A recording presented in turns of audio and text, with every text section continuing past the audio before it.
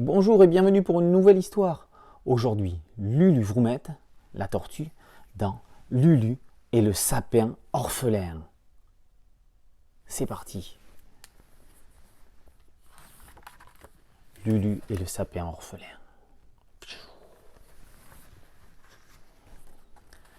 Grâz, grâz. Lulu Vroumette se réveille en sursaut. C'est le vilain bruit. Comme chaque hiver, il est de retour. Vite, elle saute de son lit. Hande, hande. Un peu de gymnastique pour se réchauffer, c'est bien pratique. Lulu boit son café au lait bouillant, se brosse les dents, même au fond, et sort à toute vitesse de sa maison. Elle entend du bruit, mais c'est quoi ce bruit?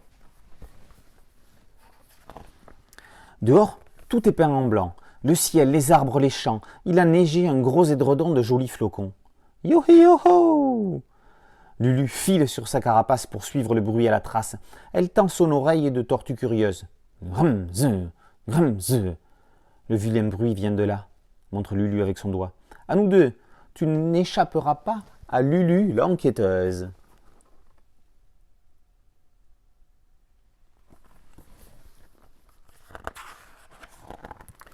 Mais le vilain bruit se cache. Grimze, grimze. Il n'est ni au bout du grand chemin, grimze, grimze. Et au bord de la rivière, encore moins. Pauvre Lulu, la neige est trop haute. Te voilà perdue.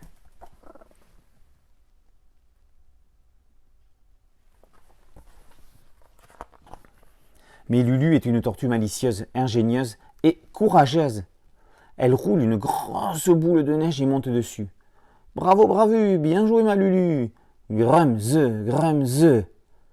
Ça y est, il est là. Elle le voit, le vilain bruit, juste au-dessus de la grande prairie. Lulu n'en croit pas ses yeux de tortue courroucée.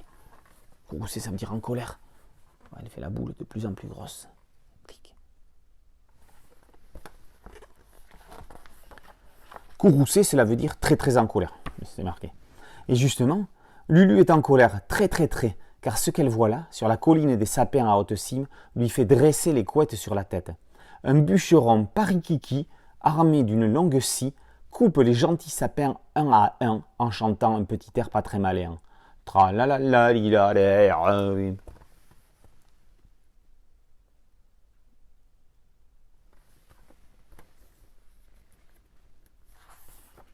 Lulu court dans la neige. Elle est fâchée jusqu'aux couettes. Hamze, hum. Un ami sapin vient encore de tomber, coupé au ras des pieds. Arrête, vilain bûcheron, arrête! Hamze, hum. Il ne reste plus qu'un pauvre sapin tout tremblant qui attend à la scie. Qui attend.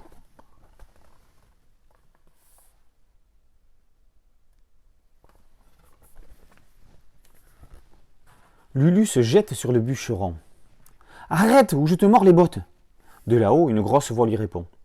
Que veux-tu, minuscule tortue rase-motte? Je suis Lulu, sois poli. Qui t'a permis de tuer mes amis? Bah, je suis bûcheron, c'est mon travail. Alors je scie, je tranche, je taille. Tu n'as pas honte d'être si méchant? Il faut bien des sapins pour les petits enfants. Et pourquoi ça? Bah, tu ne sais pas, tortue ma belle, dans 3 jours, c'est Noël. C'est Noël, alors ils coupent des sapins.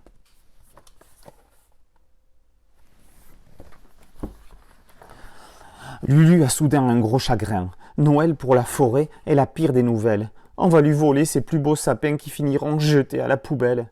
Dis, monsieur le bûcheron, épargne le dernier. Bah, pourquoi pas? J'ai bien gagné ma journée. Lulu saute de joie. Si tu n'étais pas si grand, bûcheron bûcherou, je te ferais un gros bisou sur la joue. Il part avec sa scie. Lulu est ravie.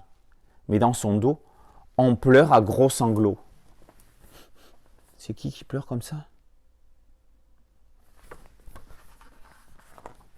C'est le dernier des sapins, le sapin orphelin. Il pleure des larmes qui lui font des stalactites. Pourquoi te lamenter? Tu es sauvé, c'est fantastique. Pas du tout, je voulais être sapin de Noël avec des guirlandes en couleur, les boules les plus belles, des montagnes de cadeaux à mes pieds, des petits enfants émerveillés. À cause de toi, mon rêve est fichu bouillu. Laissez-moi, vilaine tortue. Mais ça alors, le sapin il est pas content.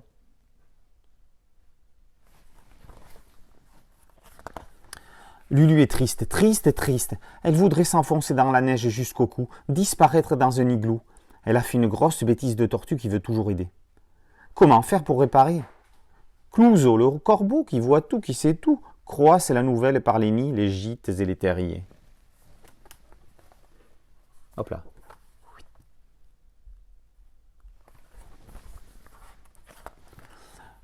Têtu, le pivert énervant sonne la cloche du rassemblement. Malgré la neige, on sort de partout. Même ce frileux rien ne sert, le lièvre même par où.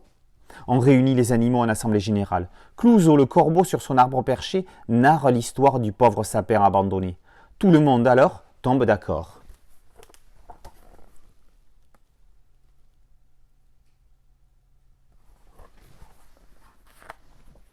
Si ce sapin veut être de Noël, il faut que ce soit Noël. On applaudit la palisse. Le sanglier rugueux mais sage. On court, on entoure le sapin orphelin tout étonné de se voir aussitôt décoré. Au secours, l'araignée tisse guirlandes fines et cheveux d'ange. Pollux, le castor à deux dents, sculpte des sujets de glace. Cata et Diope, les vers luisants, illuminent le sapin tout fier. Comme je suis beau! Mais où sont les cadeaux?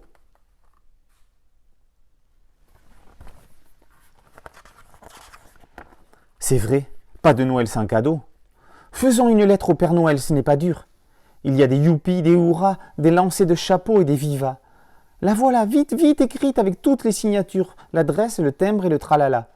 Rameau la colombe et Clouseau le corbeau l'emportent à tire d'elle. Le corbeau et la colombe qui emportent la lettre pour la donner au Père Noël. À la nuit noire, Clouseau revient seul. Signe de mauvaise nouvelle. Désolé, trop tard. Pas possible cette année. Signé le Père Noël. Le Père Noël, il ne peut pas passer. Ils ont envoyé la lettre trop tard. Toute la forêt a le cœur gros. Les grands et les petits, sauf rien ne sert qui s'agite comme un cabri. Moi, je peux remplacer le Père Noël. Personne n'écoute le vantard. On pense à Lulu qui a disparu. C'est injuste, injuste. Chacun s'en va rentrer chez lui. Quand, dans le ciel, des clochettes font un joli bruit. Regardez là-haut, c'est Lulu, sur son traîneau de lune, tiré par Rameau, la colombe aux plumes légères. Regardez, le Père Noël, il ne peut pas passer, mais qui c'est qui le remplace? Lulu.